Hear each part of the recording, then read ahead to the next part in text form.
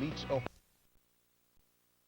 Yeah, they're really nice. I mean, with us guys, you know, we play on so many different teams throughout our careers, and you can tell the difference, actually, like the weight of some of the different uniforms. But Nike really outdid themselves with this one, and they got the weight and everything right, and it still looks good.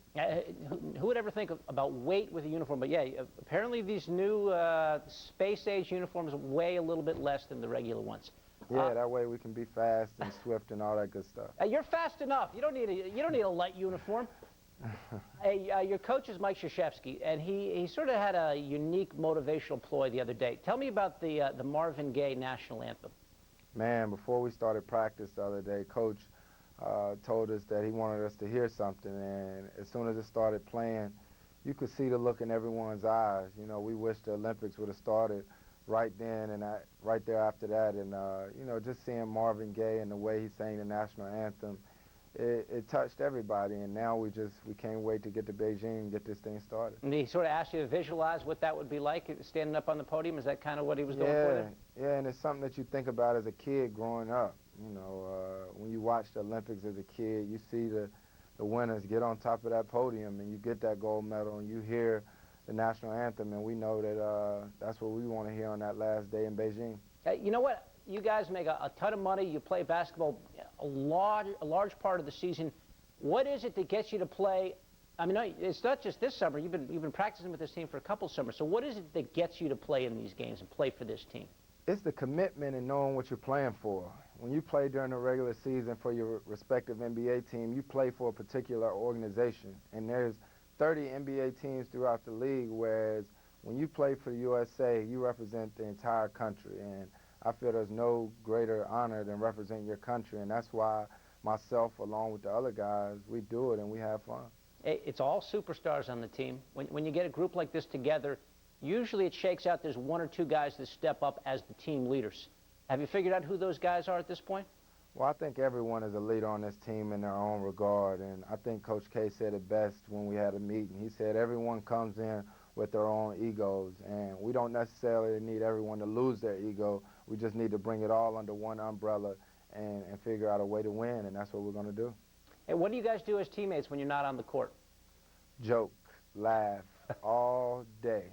Yeah. Even when we're on the court every now and then, but it's just such a fun-loving team, and that's why it makes this experience even better. Who's the funniest guy on the team?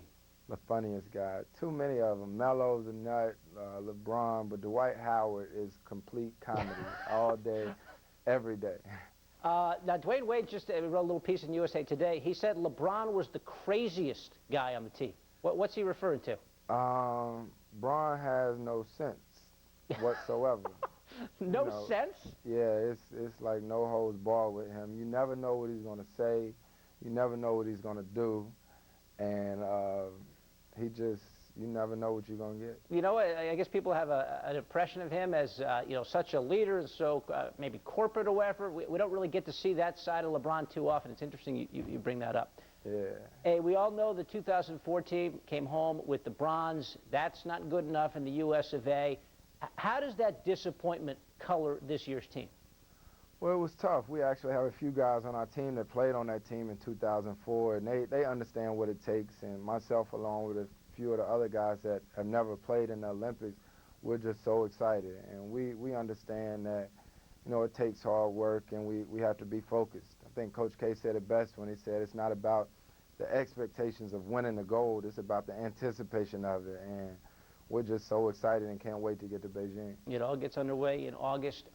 Meanwhile, tonight, midnight, the NBA free agency period starts. What's the likelihood that sometime tomorrow I'm reporting that Chirs Paul has signed a big deal with the Hornets? Oh, man, let's just pray about that. I definitely want to be with the Hornets. Just got to get the deal done, I guess. Do you stay up past midnight just in case? I mean, what do you do? Yeah, man, I might not be able to go to sleep tonight, but I know one thing. You can start discussing on the 1st. You can't sign till the 9th, so. Hey, I know some guys, LeBron did this, Chris Bosh did this. They went for the 3-year shorter deal for flexibility. Do you lean towards that, or would you rather see a max 5-year deal? I'm not sure yet, to tell you the truth. It's something that I'll continue to talk about with my agents and figure out what's the best deal for me and my family going forward. Whatever deal it is, I'm sure it's going to work out just fine for you, Chris. I hope so. NBA people, the NBA guys knew how good you were last season. The casual fan kind of woke up to Chirs Paul this season. How would you describe what this year was like for you and the Hornets?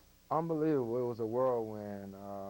You know, along with myself and my teammates, we had an outstanding season.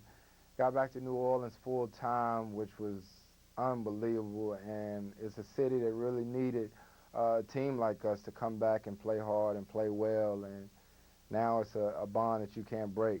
You know, our team with the city of New Orleans is something that I'm too excited about for next year, and I truly love New Orleans. And the Hornets, one of really the fascinating stories of this past NBA season, and Chirs Paul, a major part of that. The Olympian Chirs Paul. Hey, Chris, we appreciate it. Go get him in Beijing. We'll talk to you at some point in the future. Thank you. I appreciate it.